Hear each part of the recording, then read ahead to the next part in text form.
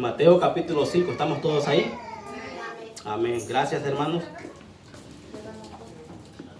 En el libro de Mateo, al inicio, cuando Jesús comienza su ministerio, muchos no sé si recuerdan la semana pasada de lo que dijo el pastor, de lo que más que todo se enfocaba primordialmente el ministerio de Jesús. ¿Alguien recuerda? La predicación, sanar y enseñar. No sé si recuerdan.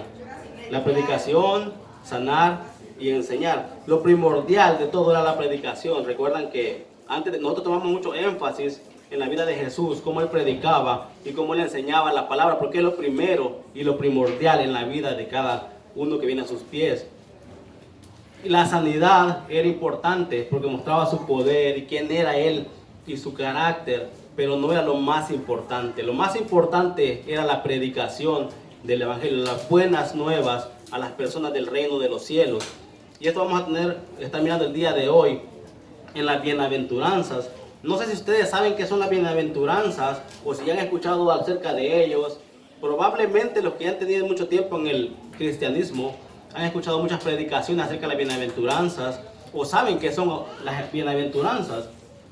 Pero las bienaventuranzas no son obras por las cuales ganamos el reino de los cielos. No son eso. Las bienaventuranzas es el carácter de un cristiano cuando se ha convertido en un hijo de Dios. No son obras que aplicar para salvación. Es el carácter que cada cristiano debe tener. Es como el fruto del Espíritu. No vas a decir yo tengo este pero no tengo el otro, sino que esto tiene que demostrarse en la vida de un cristiano que está en él y que aplica a cada una de ellas. Y prácticamente Jesucristo cuando las dio casi en un orden específico en el cual podemos decir que son como unas puertas las cuales te abren el reino de los cielos. No significa de que yo soy hijo de Dios, pero estas características no son conmigo. Estas características tienes que tenerlas en tu vida si tú dices ser un hijo de Dios. El ejemplo más grande que tenemos nosotros es Jesucristo mismo. Él cumplió al 100%, Él fue bienaventurado entre los hombres. Nosotros le seguimos sus pasos. Nosotros debemos de tener estas características en nuestras vidas también. En Filipenses 2, capítulo 2, versículos del 7 al 11, encontramos estas palabras. Si quieren, no vayan allá. Dice que Jesucristo se despojó a sí mismo tomando forma de siervo, hecho semejante a los hombres, como tú y como yo. Él dejó toda la gloria, dejó todo el poder y se metió en un frasco como nuestro cuerpo, que es inútil, que no tiene nada de bueno. Pero dice que, y estando en la condición de hombre, no solamente se quedó ahí, sino que se humilló a sí mismo. Seguimos nosotros sus pasos, nos humillamos nosotros como Él, haciéndose obediente y obediente hasta la muerte y muerte de cruz, teniendo Él el poder, toda la gloria y pudiendo llamar a un ejército que lo defendiera. Él no hizo eso, Él se humilló a sí mismo y hasta la muerte de cruz.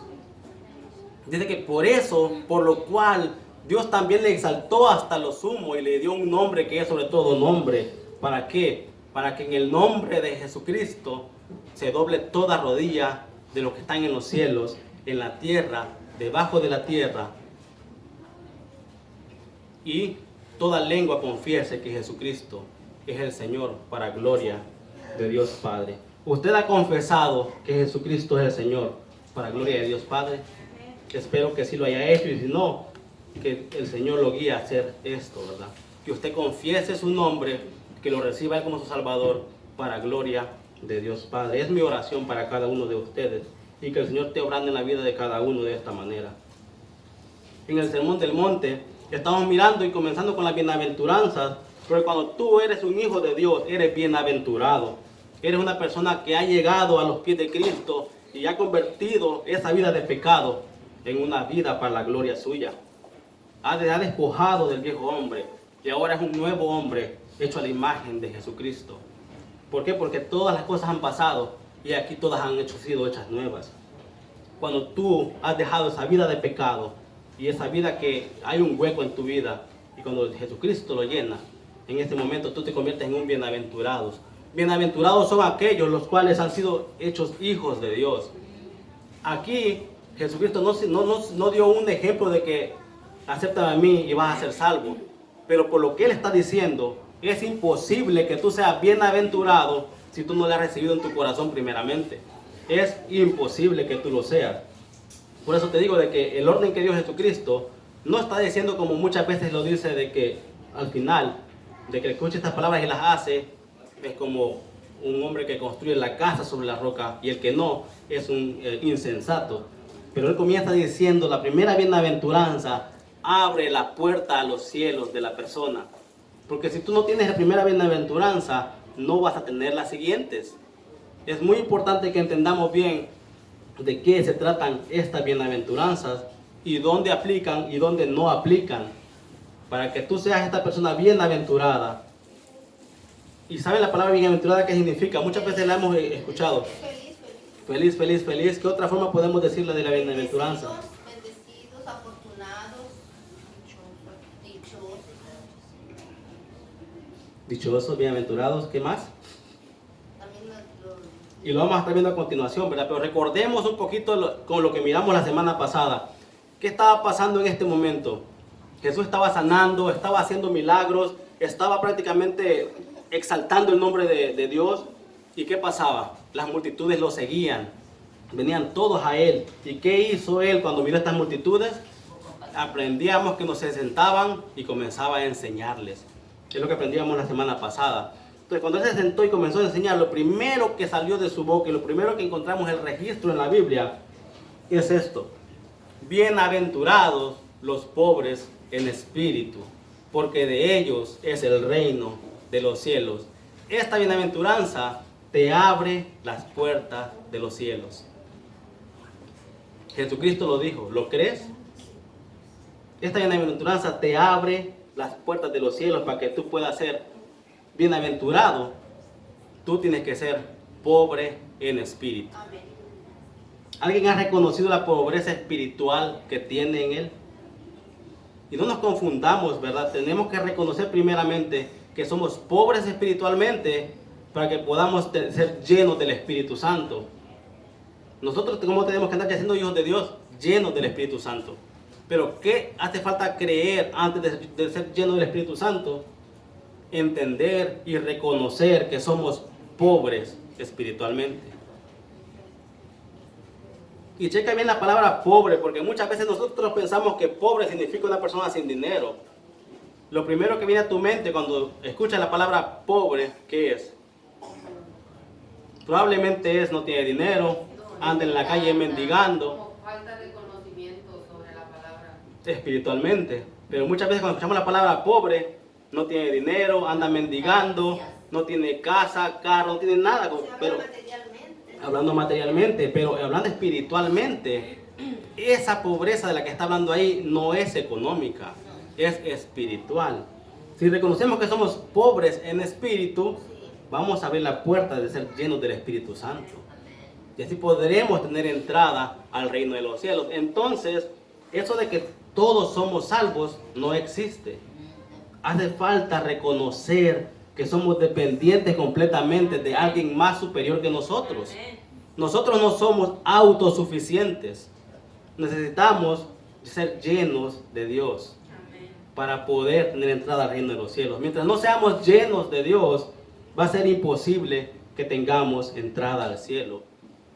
Cuando tú te jactas de que tú tienes otros caminos para poder llegar al cielo, no estás siendo pobre espiritualmente. Cuando tú piensas que por medio de las obras vas a ir al cielo, no estás siendo pobre espiritualmente. Te estás jactando, estás siendo orgulloso, estás pensando que tú solo puedes y que no necesitas de nadie más para ir al reino de los cielos. Y eso es orgullo espiritual, no pobreza espiritual. Cuando nos creemos más que otras personas, estamos siendo orgullosos también. Tenemos que ser pobres espiritualmente. Y de esto va a derivar la mansedumbre, la justicia y todo lo demás. Pero si no somos pobres, reconocemos esto antes que todo, no podremos tener entrada al reino de los cielos. bienaventurados, decíamos que son feliz, feliz, feliz, como lo miramos anteriormente, como ustedes lo decían, pero también somos sumamente felices o afortunados. ¿Alguien se siente sumamente feliz y afortunado, aunque esté pasando por tribulaciones en esta mañana? Aunque tenga problemas económicos, problemas de salud, se sienten sumamente felices o afortunados, o se sienten tristes y decaídos. Porque si estás ahí, tienes que ir a los pies de Cristo, si eres un hijo de Él. Si no lo eres, la oración es de que tú reconozcas su grandeza y nuestra pequeñez y que puedas llegar a ser su hijo. Pero para que llegues a ser sumamente feliz, afortunado, feliz, feliz, feliz, y que Él te pueda dar la paz que nadie más te puede dar, tú necesitas reconocerlo a Él como tu autoridad, como tu superioridad, como tu maestro. Cuando tú le dices Señor, estás diciéndole que tú estás bajo su voluntad. Pero si tú le dices Señor y no estás bajo su voluntad y te crees superior a Él, no estás reconociendo la pobreza espiritual. Si estás queriendo ser superior a Cristo. Muchas veces nos equivocamos y queremos hacer las cosas por nosotros mismos, cuando tenemos que reconocer que uno solo no puede. ¿Qué dijo Jesucristo? Separado de mí, nada podéis hacer. Nada, completamente nada. Y nada es nada, no significa un poquito, nada, completamente nada. Búscale a Él antes en todo lo que hagas y vas a ver cómo Él enderezará tus caminos y tus veredas. Algún proverbio por ahí lo dice, lo estoy parafraseando, ¿verdad? Pobres. Hay pobres que tienen esperanza y pobres que no tienen esperanza. Y ahorita les explico de qué estoy hablando. Pero también hay una pobreza que no pueden conseguir nada. Cuando te digo que eres un pobre con esperanza, es una persona que no tiene dinero probablemente, hablando de este modo, pero tiene esperanza de que su familiar le presta, de que otra persona le puede dar, y prácticamente no se siente tan pobre como el que no tiene esperanza. Una persona pobre que sabe que nadie le va a ayudar, que se encuentra completamente solo, no es lo mismo a una persona pobre que puede pensar que alguien le puede ayudar, ¿verdad? Es completamente diferente. Entonces el pobre del que te está refiriendo esta palabra acá, hagan de cuenta que nosotros, la palabra pobre es pobre para todo, no hay diferencia alguna. Pero en el idioma que se escribió la Biblia, hay dos palabras pobres para definir lo que es pobreza. Una que significa pobre, pero que puedes por ahí rebuscarte y conseguir. La otra, que completamente no tienes nada y no puedes conseguir nada y estás prácticamente... ¿Recuerdan la historia del rico y Lázaro? ¿La recuerdan? ¿Creen que ese mendigo que estaba ahí podía conseguir algo? La Biblia dice que no, ¿verdad? Rogaba porque comer las migajas que caían de la mesa. ¿Cómo vemos nosotros a la otra persona referente a él? Si los ponemos, los comparamos. Él lo veía todos los días y no le ayudaba. Ese es orgullo espiritual. El otro era pobre y no podía conseguir nada. Pero era rico, ¿por qué? Porque confiaba en el Señor. Pues lo miramos en la historia. Ahora, esa es la diferencia. Si decimos que es un pobre, que completamente no tiene nada, que no puede conseguir nada y que prácticamente no es dueño de nada, podemos entender esa palabra a la cual está refiriéndose en ese versículo Jesucristo. Y saben que Él nos pide que seamos como ese pobre, que reconoce que sin Él no es nada. Él nos pide que reconozcamos que sin Él no somos nada y que necesitamos de Él para ser llenos del Espíritu Santo. En nuestro espíritu que andamos no somos nada, que no podemos conseguir nada y que no vamos a hacer nada con ese espíritu. Cuando lo reconocemos, Él nos llena con su espíritu. Esa es la palabra pobre a la cual se refiere en ese versículo. Si nosotros pensamos detenidamente en nuestro tiempo pasado, cuando nosotros reconocimos de que somos pobres espiritualmente y Él nos llenó de su espíritu, vamos a tener bonitos recuerdos porque la vida pasada fue dejada atrás y somos ahora nuevas criaturas. Él nos cambió completamente, hizo un cambio en nuestras vidas. Confiamos de que Él es todopoderoso, no solamente para llenarnos de su espíritu, sino que para darnos el reino de los cielos. ¿Recuerdan cómo decía este versículo? Bienaventurados los pobres en espíritu, porque de ellos es el reino de los cielos. Si tú ya lo hiciste, te felicito, porque esto te abre la puerta al reino de los cielos. Si no, espero de que lo hagas prontamente y que el Señor te dé ese paso de obediencia a Él.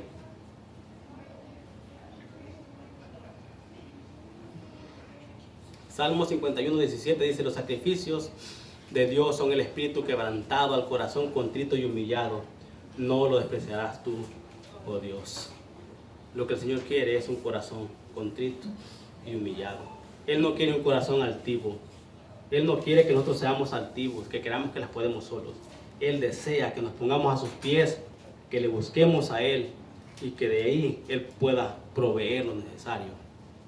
Y si no lo provee, si vamos con Él, es lo mejor que puede pasar en nuestras vidas. Pero Él desea que lo reconozcamos a Él como nuestro Señor y nuestro Salvador primeramente, para que podamos ser llenos de su Espíritu.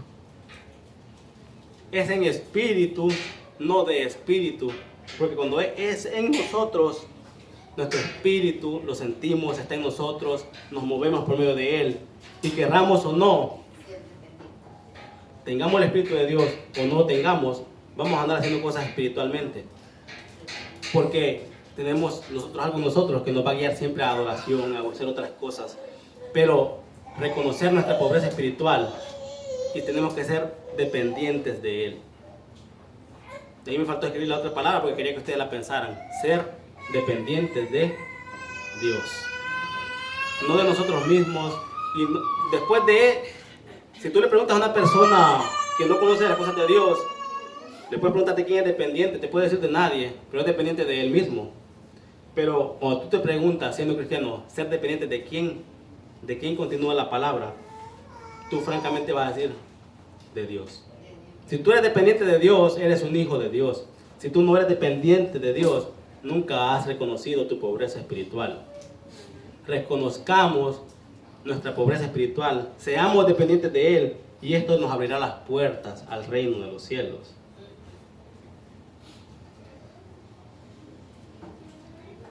El siguiente versículo dice: bienaventurados los que lloran, porque ellos recibirán consolación. Si tú no has reconocido tu pobreza espiritual y que Dios es todo en tu vida, ¿cómo tú vas a llorar por tu pecado? Por eso les decía yo de que si no abren la puerta a la primera bienaventuranza, va a ser imposible que abran las puertas a la segunda. Porque si tú no reconoces que eres pobre espiritualmente y que eres un pecador, nunca podrías llorar por tu pecado, primeramente. No podrías recibir consolación si tú no has reconocido tu maldad. Tenemos ejemplos en la Biblia de esto. Pero al no reconocer nosotros nuestra situación en la que nos encontramos separados de Dios y que ese vacío no ha sido llenado, no podemos ser consolados aún porque no hemos llorado primeramente por nuestro propio pecado. ¿Cuántos han llorado por su pecado alguna vez? ¿Cuántos han sentido que no pueden solos y que tienen que buscar a Dios para continuar? ¿Cuántos han sentido la presencia de Dios en sus vidas? Que Él los impulsa a seguir. Sería incrédulo decir de que eres un hijo de Dios, pero que no dependes de Dios para nada. Prácticamente estaríamos engañándonos a nosotros mismos si decimos ser hijos de Dios y no dependemos de Él completamente para nada. No lo tomamos en cuenta, no le preguntamos qué es lo mejor para nuestras vidas, no le preguntamos qué es lo mejor para nuestros hijos. Si no hacemos eso, estamos siendo dependientes de nosotros mismos, nos las podemos solos. Pero mientras reconozcamos su grandeza y nuestra pequeñez, estaremos teniendo este atributo en nuestras vidas. Seremos bienaventurados porque lloramos por nosotros, lloramos por nuestro pecado y Dios nos perdona y nos consuela. Es más, en el Apocalipsis que dice que Dios hará con nuestras lágrimas. Amén. Hay un ejemplo que el Señor muchas veces lloró también. Sabemos de que nuestro maestro primordial es Jesucristo. ¿Cuántas veces encontramos que Jesús lloró en la palabra del Señor? Cuando estaban en el jardín de Getsemaní. Por lo menos 3 veces. Y si no dice directamente que Él lloró, prácticamente entendemos de que sí lo hizo, porque por lo que vamos a estar leyendo. En Mateo 23:37, si gustan pueden ir allá, estaremos regresando igual para acá o no, pero si gustan leerlo ustedes mismos, encontramos a Jesucristo hablando.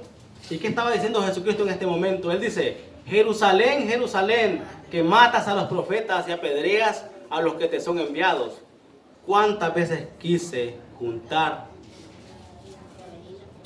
a tus hijos como la gallina junta sus polluelos debajo de sus alas, y no quisiste? ¿Saben qué podemos mirar de Jesucristo ahí? Un lloro. Él se está lamentando de que ellos no quieren nada con Él. Es un lamento, es un lloro de parte del Señor. ¿Qué dice el Señor en nuestras vidas cuando nosotros no le buscamos? Cuando no queremos nada con Él. ¿Qué tal si en lugar de Jerusalén pones tu nombre ahí? ¿Cuántas veces el Señor nos buscó y no quisimos nada con Él? ¿Cuántas veces el Señor quiso abrazarnos, darnos paz, tranquilidad, y nosotros no quisimos? Amén. Y nosotros no quisimos. ¿Cuántas veces hemos despreciado el consuelo del Señor? Lloramos por nuestro pecado. Pero ¿sabes qué? Tú vas a tener un corazón sensible cuando tú vienes a ser un hijo del Señor. Tu corazón de piedra, el Señor lo convierte en un corazón sensible. ¿Y qué pasa ahora con ese corazón sensible? ¿Qué vas a sentir después de esto? Vas a llorar por el pecado del otro. Jesucristo no está llorando por su pecado porque Él fue santo, único, todopoderoso. A Él no tenía pecado en sí. Él no estaba llorando por su pecado. Él está llorando por el pecado de las personas. Cuando tú tengas ese corazón, tú vas a poder llorar por los demás. No solamente por tu condición, sino por la condición del mundo entero. ¿Alguna vez tú has llorado en una oración pidiendo por otra persona que se convierta al Señor? Este llanto no es en singular solamente, es plural. Claro, comienza con uno mismo, pero esto da entrada a que tu corazón se sienta lloro, lástima, lamento por las otras personas.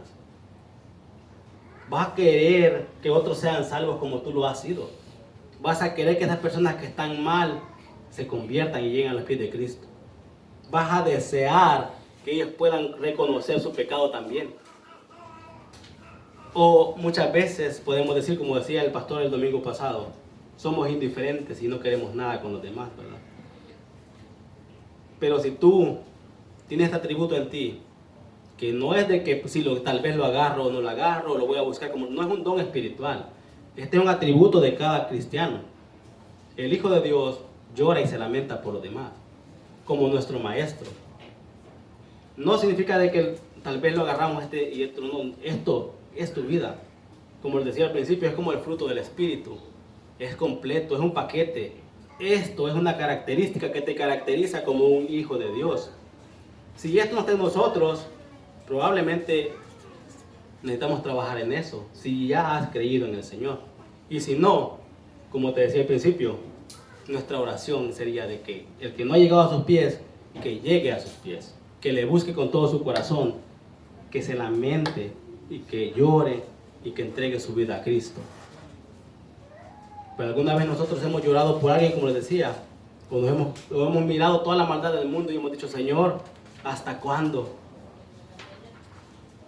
Señor, Él es paciente y está esperando que más y más almas lleguen al arrepentimiento. Oremos por esas almas que están perdidas y sintamos lo que Jesucristo sintió. Él es nuestro Maestro y nuestro ejemplo a seguir. Él tiene todas las bienaventuranzas en sí mismo y de Él depende todo nuestro andar cristiano. ¿Quieres un ejemplo de vida cristiana? Estudia la vida de Jesucristo y la vas a obtener. ¿Quieres saber cómo vive un cristiano? Mira a Jesucristo cómo vivía. Es el mejor ejemplo que puedes seguir. No te fijes en el hermano y en el otro hermano. Sí, oramos unos por los otros, pero el ejemplo a seguir es Jesucristo mismo. No el hermano, no la hermana, no el pastor. Nuestro ejemplo es Jesucristo. Lloremos, lamentémonos por los hermanos que están mal. Pidamos por ellos, roguemos por ellos, hagamos todo por ellos. pero sigamos a Cristo primordialmente, su ejemplo y lo que Él hacía. La tercera bienaventuranza son los mansos, porque ellos recibirán la tierra por heredad. Y estás mirando al final de cada bienaventuranza que hay un premio, ¿verdad? ¿De qué tierra está hablando acá? ¿Qué cantamos en el canto final? En la casa de mi Padre. Es un lugar especial que Él nos va a traer. La nueva Jerusalén, dice en el Apocalipsis, donde moraremos con Él y estaremos con Él todo el tiempo. Eso es nuestro anhelo y es lo que recibiremos. Pero ¿cómo lo vamos a recibir? Viviendo la vida después de ser hijos de Dios como le agrada al Señor. ¿Cuál debería ser nuestra oración? ¿Qué debería ser nuestra oración con respecto a cada ser humano, a cada cristiano? ¿Alguien recuerda lo que mirábamos anteriormente en un tema por ahí en Colosenses? ¿Cuál debería ser nuestra oración? Les voy a decir un secreto. Esta es la oración tanto para mi familia como para los que dicen ser cristianos, para que el Señor sea obrando en su vida, que sea cambiando su vida completamente. No vayan allá, yo lo leo para ustedes. Colosenses 1:10, ¿qué dice?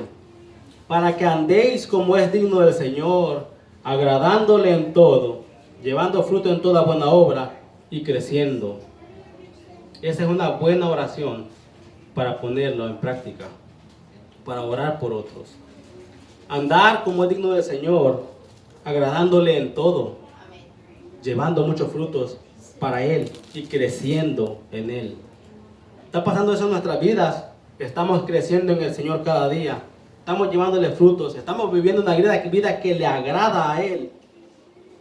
Estamos siendo bienaventurados por la forma que nos movemos, caminamos y existimos. Estamos siendo ejemplo a otros de que somos bienaventurados y que ellos deseen de que lo que está en nosotros, ellos también lo quieren. Espero de que estemos haciendo esto, ¿verdad?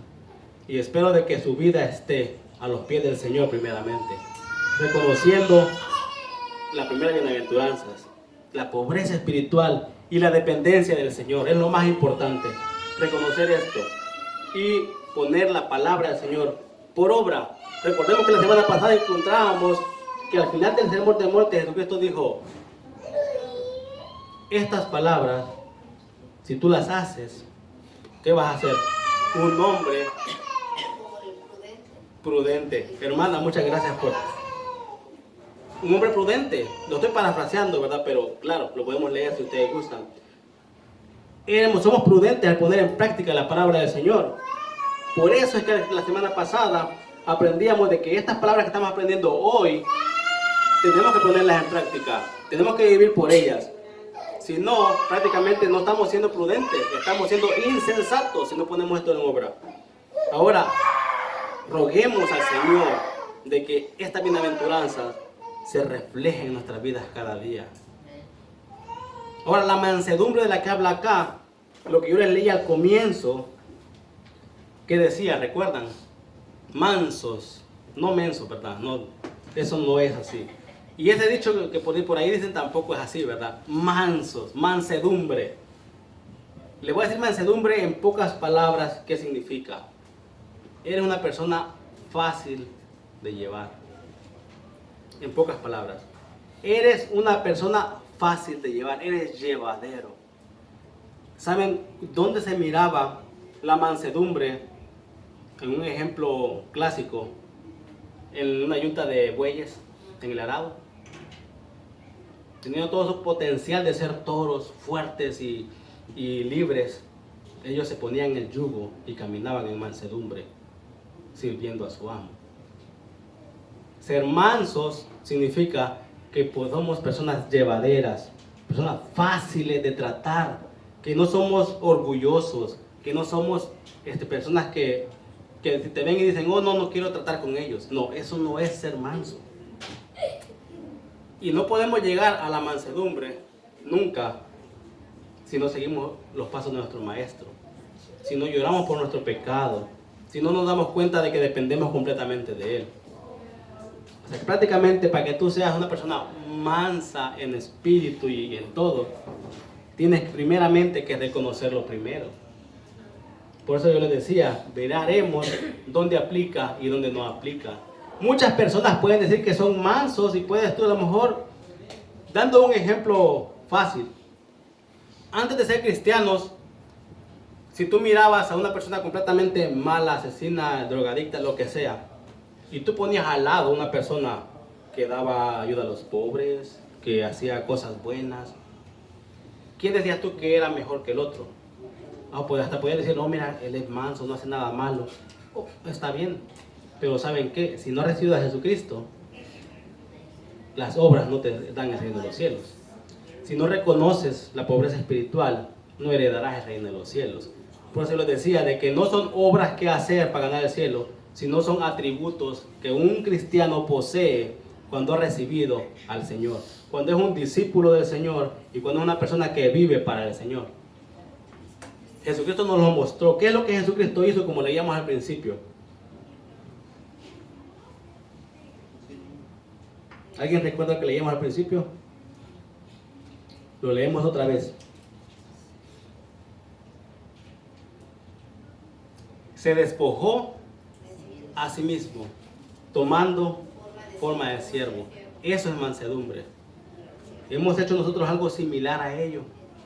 Nos hemos nosotros quitado nuestro cuerpo de pecado y hemos quedado completamente libres, entregados para el Señor. Eso es mansedumbre.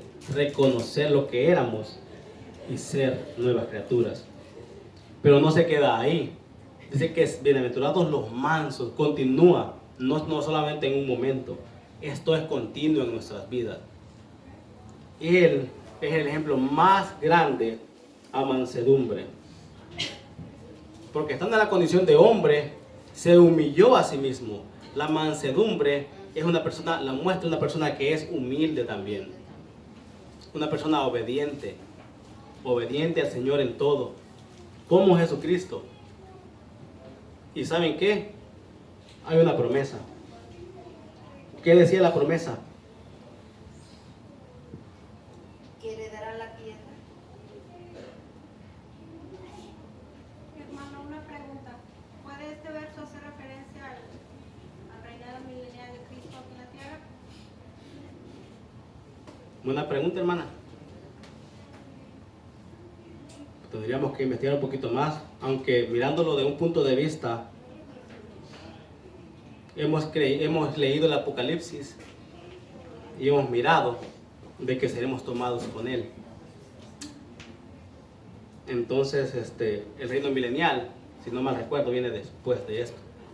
Pero podríamos a lo mejor profundizar un poco más en el tema para poder llegar a una concreta respuesta de ello. Pero sigamos estudiando, sigamos aprendiendo juntos, a los unos de los otros. Pero estas bienaventuranzas podrían tener referencia a tiempo futuro, pero Jesucristo no las está dando para que las hagamos en un tiempo futuro. Las está haciendo para que las vivamos en este momento. Cuando nosotros hemos recibido a Él como nuestro Salvador, en ese momento ya no somos ciudadanos de este mundo, reconocemos que somos ciudadanos del cielo. Nuestra morada ya no es acá, nuestra morada es con Él. Y aunque sigamos viviendo en este mundo, sabemos y reconocemos de que esta no es nuestra casa. Y si esta no es nuestra casa, sería ilógico querer hacer todo en la tierra. Como decía Jesús, hagan tesoros en los cielos, ¿verdad? Entonces, si tiene referencia o no a un reino milenial, la verdad no encontré ninguna referencia en mi estudio, pero heredaremos la tierra, ¿verdad? Ellos recibirán la tierra por heredad.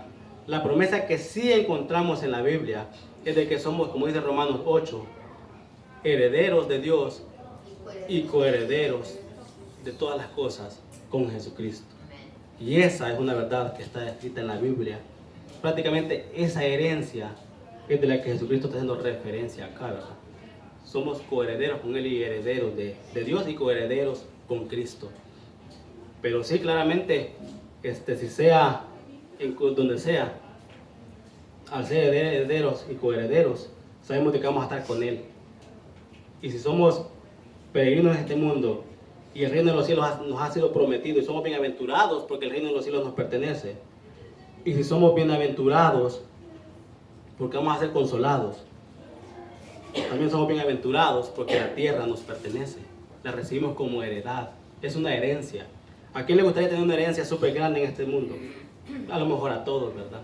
Pero sabemos de que nuestro mayor galardón es llegar al reino de los cielos y contemplar a Dios tal y como Él es. Es lo más importante y lo mejor, ¿verdad? Pero sí, recibiremos estas recompensas de las que habla acá, aunque hay algunas que se repiten y se le da un poquito más de énfasis en ellas, pero somos bienaventurados porque esto nos pertenece, ya que hemos dado el primer paso. Lo más importante en nuestras vidas es que un día, tanto nosotros como otros puedan hacer esto, que toda lengua confiese que Jesucristo es el Señor, para gloria de Dios Padre. Eso es lo más importante. Y a nosotros ser mansos y humildes es porque esto ya lo hemos confesado y porque el Señor ya mora en nosotros. Veíamos la mansedumbre como mayor ejemplo a Jesucristo mismo, siendo Él obediente y obediente hasta la muerte de cruz.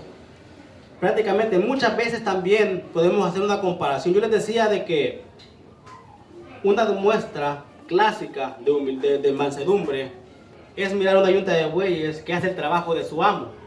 Ahora, ¿cómo podemos nosotros mirar eso en nuestras propias vidas? Muchas veces nosotros por dentro, ¿qué somos?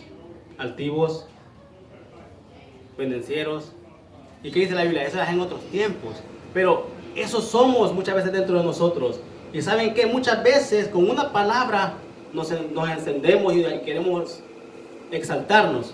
Pero ¿qué sucede cuando todo eso que éramos queda en el pasado, pero que quiere resalir nuevamente en nuestras vidas? Cuando viene una situación en la cual no te puedes controlar y dices, mi dentro de mí quiere salir de nuevo. ¿Qué demuestras en ese momento cuando tú te controlas y todo esto lo llevas cautivo a los pies de Cristo? ¿Qué está haciendo? Está siendo humilde. Prácticamente es la fuerza de voluntad, lo fuerte que tú traes dentro de ti, que lo pones bajo control, bajo sumisión, y eres una persona mansa, porque no explotas fácilmente, porque eso no sale a flote, porque eso queda dentro de ti y lo llevas a los pies de Cristo y que recibes la paz que solamente Él te puede dar. Muchas veces es difícil que lo logremos, y es difícil que lo logremos más si Jesucristo no mora en nuestros corazones. Si Jesucristo mora en tu corazón, tú vas a poder tener eso, de que vas a poder controlarte. ¿Sabes cómo dice el fruto del Espíritu? Dominio propio. Eso que está en ti. Eres manso. Como yo les decía, dentro de ese animal hay una fuerza, una potencia que es más fuerte que el humano. Si tú te pones enfrente de un toro, sales volando. Si tú te pones enfrente de un buey que ya está manso, no te hace nada. Así es. Cada uno de ellos tiene el potencial para destrozarte en ellos. Pero cuando ya han sido amansados, están mansos, toda esa fuerza, esa potencia, ese poder se queda en ellos por dentro y no explotan. Eso es una persona mansa, tomando un ejemplo clásico de la mansedumbre. Nosotros, siendo cristianos, mostramos como Jesucristo que todo el poder, Él se despojó de Él. Él vino a ser como nosotros. Y yo les decía, este cuerpo humano, no sé si tú podrías algún día llegar a pensar de que todo el poder de Dios, lo grande de Él, que tú, como decimos a veces, no se puede abarcar, no lo puedes meter en una caja, pero sí cupo en el cuerpo humano. Él se hizo un ser humano y toda esa gloria y ese poder se metió en un frasco. Y Él se despojó de sí mismo, anduvo como nosotros y ¿sabes qué? Era débil como nosotros. No sé si eso a ti prácticamente, pero ¿saben qué? Eso es admirable. Él nos mostró la mansedumbre, de que un Dios todopoderoso se meta en un cuerpo humano. Es inexplicable, pero eso es mansedumbre. Y Jesucristo lo hizo y nos lo mostró. ¿Cómo mostramos nosotros la mansedumbre en nuestro diario vivir? Explotamos por cualquier cosa en el trabajo, o nos volvemos locos cuando sucede algo en la casa, o venimos a los pies de Cristo y ponemos todo cautivo a sus pies. ¿Cómo mostramos la mansedumbre en nuestras propias vidas? ¿Cómo lo demostramos? Con nuestra familia, a nosotros mismos, que Jesucristo mora dentro de nosotros y que somos mansos y humildes como Él. ¿Cómo podemos llevarlo a culmino? ¿Cómo podemos verlo? Bien, a ver, adelante. Acerca de nuestro Señor Jesucristo, como dice usted, como un Dios tan grande, tan soberano, que no se puede abarcar con nada, se metió en un cuerpo humano que es el de nuestro Señor Jesucristo. Pero lo más hermoso que podemos mirar ahí es que para poder ser el ejemplo que nosotros podemos someternos a Él, Él tuvo que permitir que ese cuerpo humano fuera humano 100%, o sea, que se sintiera como nosotros, porque muchos podríamos decir, no, pues es Jesús lo hizo porque él era Dios, pero cuando lo hacía, no lo hacía en la soberanía de Dios, no lo hacía en el poder de Dios, lo hacía en el cuerpo humano, o sea, con las mismas características de nosotros y con las mismas formas de comportamiento como decisión o sentimientos para poder enseñarnos que sí nos podemos someter, al igual como Él fue ese ejemplo que usted está diciendo, siendo Dios. Gracias, hermana. Y sí, tiene razón en eso. Y es lo que estamos diciendo, ¿verdad? La mansedumbre es esa, de que Él se despojó de todo. Y el despojarse de todo significa de que Dios mismo se hizo chiquito y se metió dentro del cuerpo humano. Y tuvo nuestras debilidades. Porque ¿qué dice Él? Él nos puede consolar a nosotros. ¿Por qué? Porque Él vivió como nosotros, pasó nuestras debilidades, pero claro, sin pecar. Pero Él nos puede consolar a nosotros porque reconoce que somos débiles. Porque Él estuvo viviendo en carne y huesos también. Entonces prácticamente Él fue débil como nosotros. ¿Y saben qué? Él nos mostró que estando en un cuerpo humano, Él pudo ser el Cordero perfecto, ¿verdad? Que pudo darnos salvación. Pero Él es nuestro mayor ejemplo a seguir. Claramente sería imposible decir de que nosotros podemos ser como Él, porque entonces, ¿para qué Él viene? Sería orgulloso decir, oh, yo puedo ser como Cristo. No, eso es imposible. Pero ¿saben qué? Nuestro deseo, nuestra voluntad debería estar enfocada a querer cada día más parecernos a Él. Cada día más querer ser como Él es. Y de esa manera estamos siendo bienaventurados porque reconocemos nuestra debilidad y su superioridad. Y estamos reconociendo de que sin Él no somos completamente nada. La siguiente bienaventuranza que encontramos en el siguiente versículo: bienaventurados los que tienen hambre y sed de justicia, porque ellos serán saciados. Bienaventurados los que tienen hambre y sed de justicia, porque ellos serán saciados. ¿Será acaso posible de que nosotros tengamos esa hambre y esa sed de justicia en nuestras vidas? ¿De qué hambre y de qué sed se está refiriendo este versículo? ¿De agua regular, de comida regular, carnal? ¿O es que estamos hablando de cosas espirituales, como lo miramos anteriormente? ¿Qué pensará una persona que no tiene el espíritu de este versículo? Que se quiere llenar el estómago probablemente, ¿verdad? Pero ¿qué pensamos nosotros siendo cristianos de esa hambre y de esa sed de justicia? ¿Qué viene a nuestras mentes cuando miramos hambre y sed de justicia? Hambre de conocerle más, palabras. Amén. Amén. Segunda de Pedro 3:13 dice, pero nosotros esperamos según sus promesas cielos nuevos y tierra nueva, en los cuales mora la justicia. ¿Quién es nuestro ejemplo de justicia a seguir? Dios mismo. ¿Por qué Dios mismo? Porque Él mandó a su Hijo, ¿para qué? Para que hiciera justicia. En Él somos justificados. En Él tenemos la reconciliación de nuestros pecados en Dios, para Dios mismo. En Jesucristo somos reconciliados. Vamos a estar viendo más ahorita en las siguientes bienaventuranzas. Pero Él es el mayor ejemplo de justicia. Porque la justificación solamente viene por medio de Jesucristo. No hay otro medio, no hay otro camino. Cuando nosotros queremos que la justicia mora en nuestros corazones, claro, es imposible decirte que no nos sentimos mal al ver la maldad. Ya dijimos que lloramos por ella, ¿verdad? Si lloramos por la maldad significa de que no es fácil mirar el pecado y la maldad del mundo. Tenemos hambre y sed de que eso se quite, se termine, que llegue al final. Y ¿saben qué? Dios no es indiferente. Dios es se siente de todas esas cosas. Veamos el ejemplo de Jesucristo. También alguna vez dijo que se ven como ovejas que no tienen sin pastor, y no solamente una vez lo dijo, pero él era un lamento por el pueblo. Él deseaba que ellos reconocieran a Dios. Al ellos reconocer a Dios, pueden ser justificados en Él. Pero si nosotros no reconocemos, no puede haber justificación. Por eso es la importancia de que reconozcamos primeramente lo que veíamos y después eso va a estar en nuestros corazones. Vamos a pensar como Dios piensa y a sentir lo que Dios siente. ¿Cómo llegamos a ese término? Si no es reconociendo nuestra maldad y nuestro pecado, y después podemos desear de que todo esto termine para que podamos llegar un día a ver los cielos nuevos y la tierra nueva donde ¿qué mora? La justicia. Exactamente de lo estamos hablando.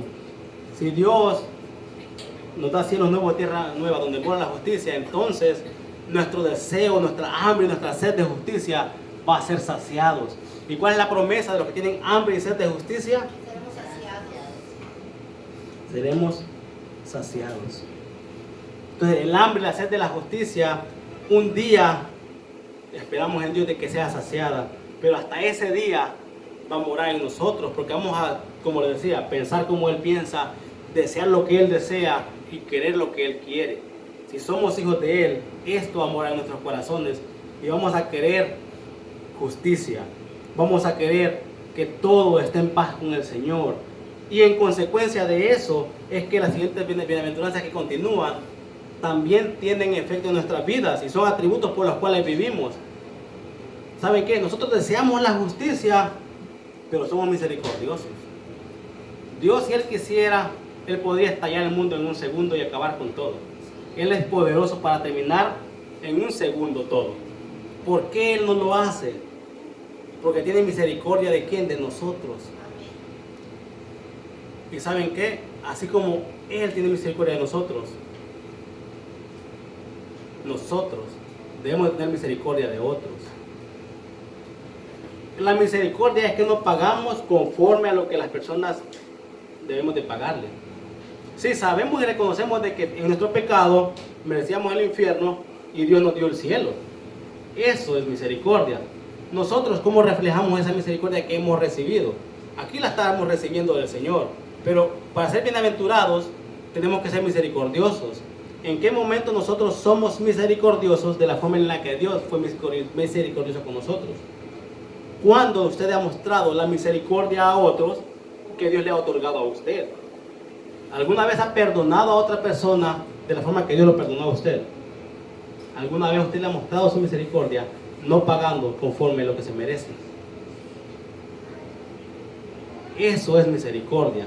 ¿Cuántas veces le hemos aplicado en nuestras vidas? O si no la hemos aplicado, estaría bien comenzar a hacerlo.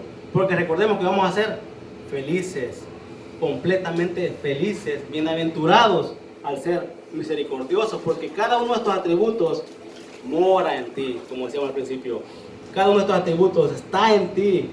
Quieres salir si eres un hijo del Señor, y si no lo eres, como decía al principio, nuestra oración, ¿cuál es?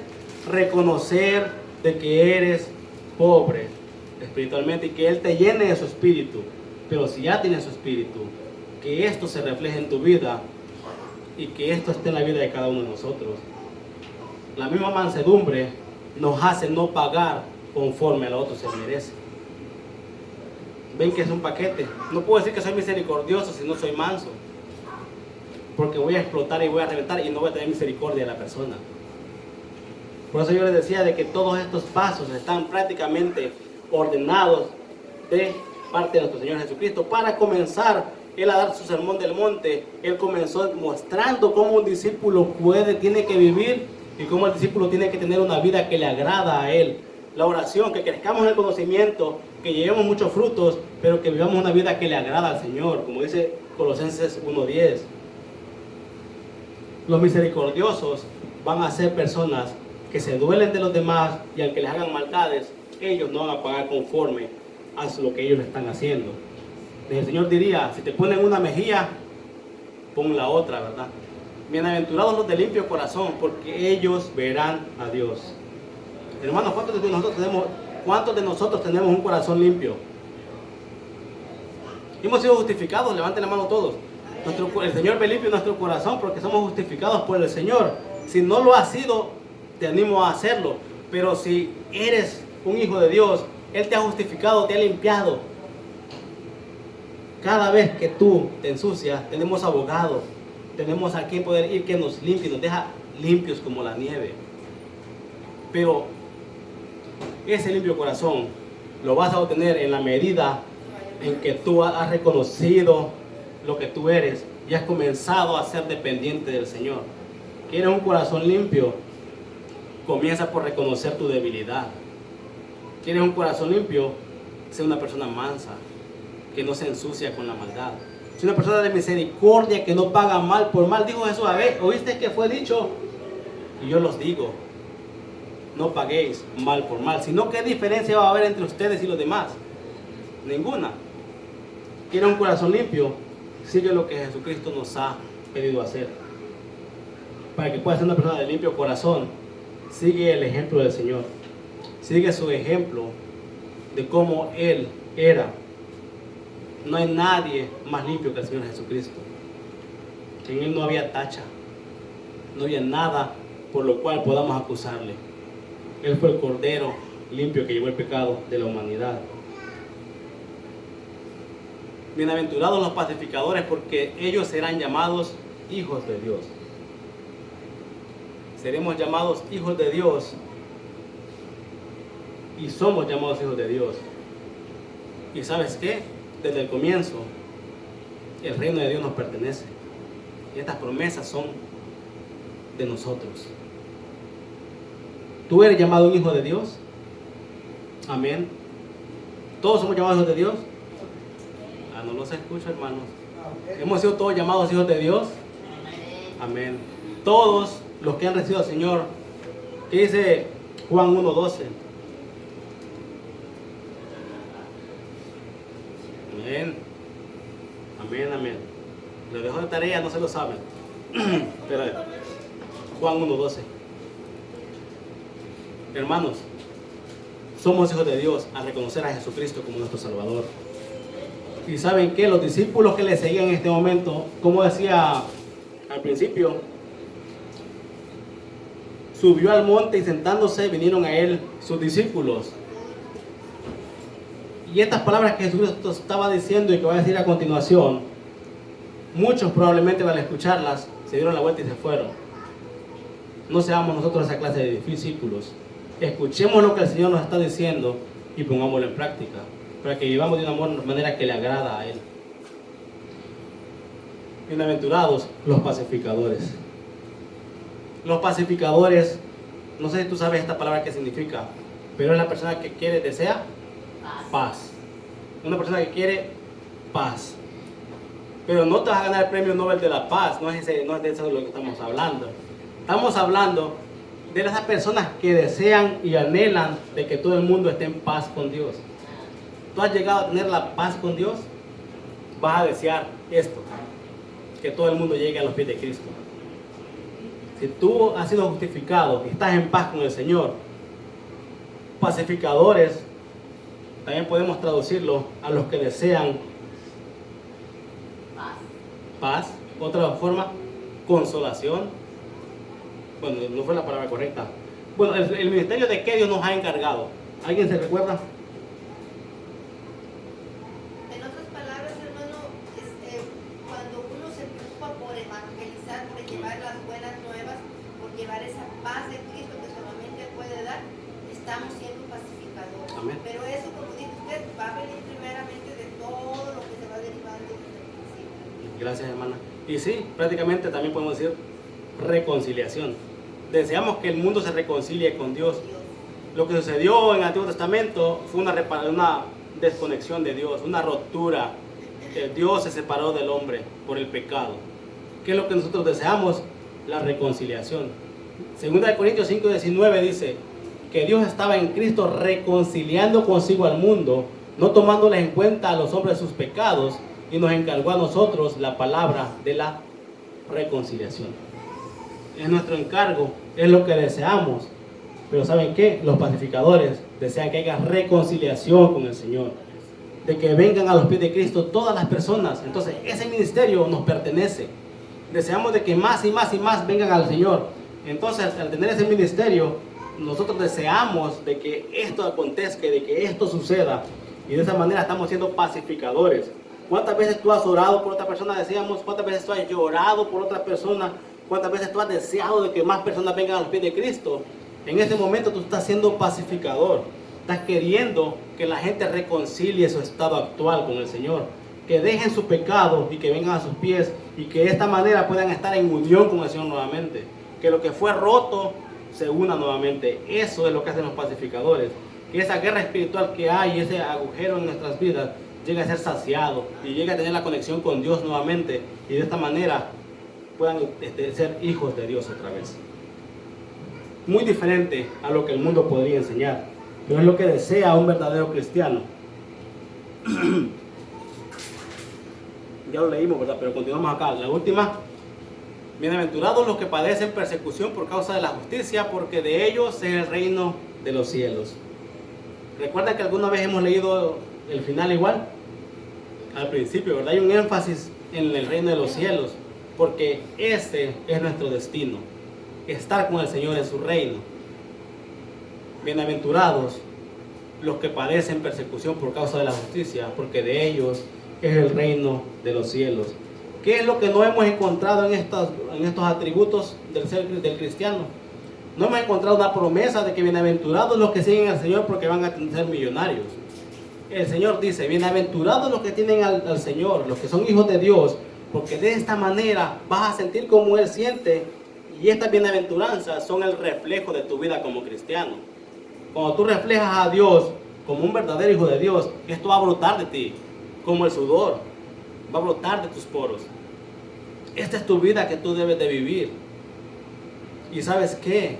Dios no te dice, no pasa nada, nunca vas a tener problemas. No, eres bienaventurado aún cuando tú pases persecución, cuando estás pasando todas estas cosas. Porque aunque tú vivas para la justicia y seas perseguido, tú eres bienaventurado. Yo soy bienaventurado. Cuando pasamos problemas, seguimos siendo bienaventurados. No significa que cuando pasemos un problema, ya dejamos de ser bienaventurados. No, seguimos siendo felices, felices, felices. Porque nuestro destino final, ¿cuál es? El reino de los cielos. Si tenemos esa recompensa y esa herencia, sabemos de que vamos a ser consolados. Vamos a vivir para el Señor y vamos a estar con Él, que es lo más importante. Esta lista parece casi en orden, como lo pudimos observar.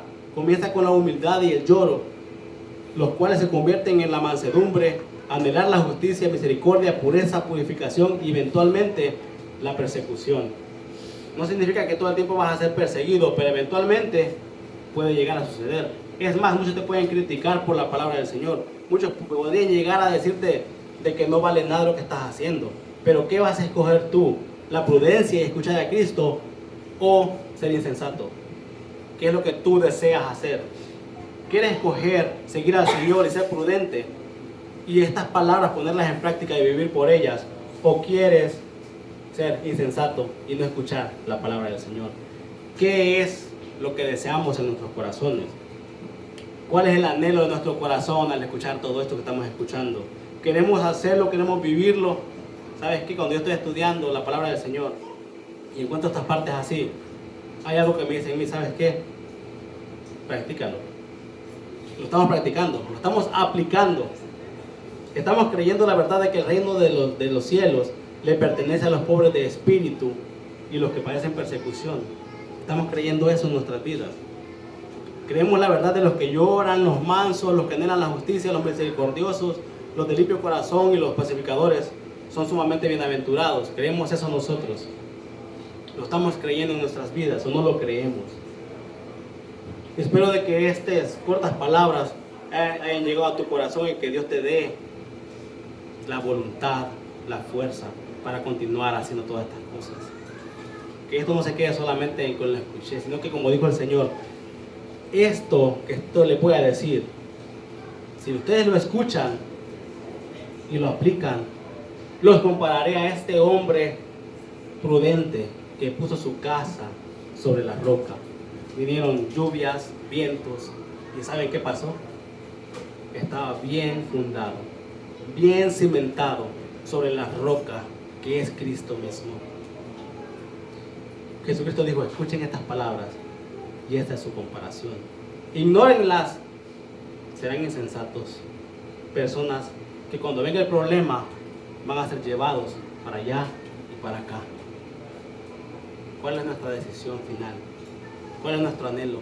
Apliquemos la palabra del Señor y que todo esto que hemos aprendido sea nuestro vivir cristiano, sea lo que nos caracteriza, lo que vivimos, por lo que nos movemos y existimos. Que seamos personas que agradan al Señor en la forma de vivir, que llevan frutos, como estamos mirando, para Él. Que nuestras obras sean reflejo de lo que Él es, como vamos a estar aprendiendo el próximo domingo. Que todo lo que hagamos traiga gloria y honra a Él. Y que cada día podamos decir nosotros, buen siervo fiel. No como les dirá más adelante, me dicen Señor, Señor, pero no hacen mi voluntad. ¿Qué es lo que aprendemos acá? ¿Qué es lo que queremos nosotros del Señor? ¿Solamente queremos sus beneficios o queremos vivir una vida que le agrada con estas características y muchas más? El Señor ha hablado, el Señor ha hablado y seguirá hablando. Pongamos en práctica su palabra y continuemos viviendo una vida que le agrada, hermanos. Es mi mayor anhelo.